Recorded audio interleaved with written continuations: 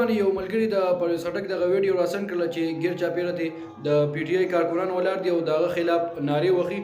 په دغه کارکونانو کې د پی ټی آی په دغه کارکونانو کې د پرویز خټک خپل وراره هم ولاړ دي چې پرویز خټک هغه ته وایي چې لږ شرم وکړه لږ غیرت ځان کې راوله زه ستا تره یم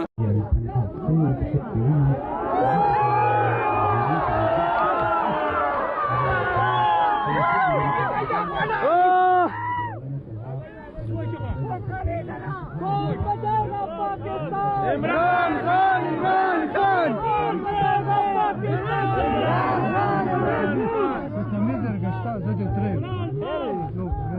لاس لريگا